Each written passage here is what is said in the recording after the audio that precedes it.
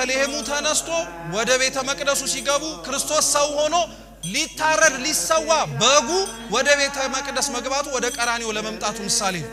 እግረ መንገዳችንን ግን ዝም ብለን አንሄድም። የተሸከምነውን መሶብ እያመሰገንን እንሄዳለን።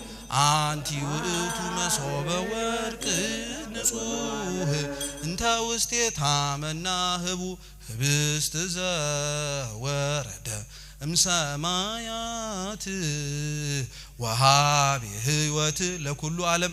እቺ እመቤታችን እኮ ናት። ዲያቆኑ መሶበ ወርቁን ተሸክሞ ሲሄድ መሶበ ወርቅ ተሸክሞ ይሄድ እንዳይመስላችሁ። እመቤታችን አንቺ እቺ መሶበ ወርቅ ነሽ፣ ውስጥሽ የተቀመጠው መና ክርስቶስ ነው እያለ ያመሰግናት ነው የሚሄድ። ይሄንን ሁላችንም ነው አምነን የምንናገር። ውስጥ ቤተ መቅደስ ይገባል። ኡደት አድርገው ሁሉንም ስርዓት ከፈጸሙ በኋላ በየተፈቀደላቸው ቦታ ላይ ይቆማሉ። ስሙ በደም ሁሌም ካህኑን አይታችሁት ከሆነ ጀርባውን ለኛ ሰጥቶ ነው አይደለም የሚቆም። ልብ ብላችኋል አይደለ? ፊቱን ወደ ምስራቅ አዙሮ እኛ በምዕራብ በኩል ምኑን ይሰጠናል? ለምን ንቀት ይመስላችኋል? አይደለም። የምንናፍቀውን ክርስቶስ እሱ ቀድሞት እንደሄደ ሁሉ እኛም እንድንከተለው እረኛ ስለሆነ ነው ከፊት ከፊት የሚሄደው። እየሰማችሁ ነው?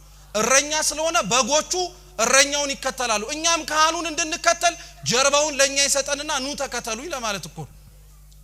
ቅዳሴያችንን የምንጀምረው በሃይማኖት ምስክርነት ነው። እስቲ አሃዱ አብ በሉ። ቅዱስ አድለኛ ናቸው። ይሄን ካህናት ብቻ ነው የሚሉት እኮ ቅዳሴ ላይ። ስለዚህ ዝም ብለህ በል አሃዱ አብ ቅዱስ፣ አሃዱ ወልድ ቅዱስ፣ አሃዱ ውእቱ መንፈስ ቅዱስ። አንዱ አብ በሉ ቅዱስ ነው፣ አንዱ ወልድ ቅዱስ ነው፣ አንዱ መንፈስ ቅዱስ ቅዱስ ነው። ስለዚህ ሶስቱ ምንድናቸው?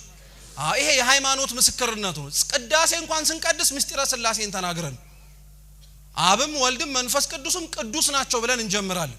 ይሄንን ክፍል አንስቶ የቅዱስ ጳውሎስ መልእክት እስከሚነበብ ያለው ክፍል የዝግጅት ቅዳሴ ወይም ግብአተ መንጦላይት ይባላል። እየሰማችሁ ነው? ጥሩ። ሁለተኛው ክፍል ደግሞ የንባብ ቅዳሴ ይባላል። የምን ቅዳሴ? ሪዲንግ ሊተርጂ ይባላል። የንባብ ቅዳሴ ነው ይሄኛው ክፍል።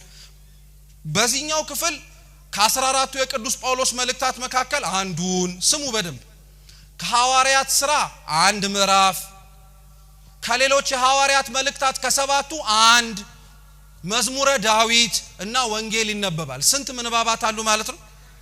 አረ መልሱ ተው። 5 ምንባባት አሉ። ለምን ይመስላችኋል 5 ይሆኑ? ልክ 5ቱን ምንባብ ወንጌል አንበበን ከጨረስን በኋላ ወደ ቁርባን አይደል የምንሄደው? ጥሩ።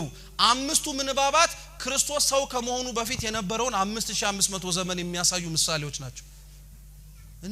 አይገርማችሁም? ይሄ ሁሉ ቅዳሴ ውስጥ የተደበቀ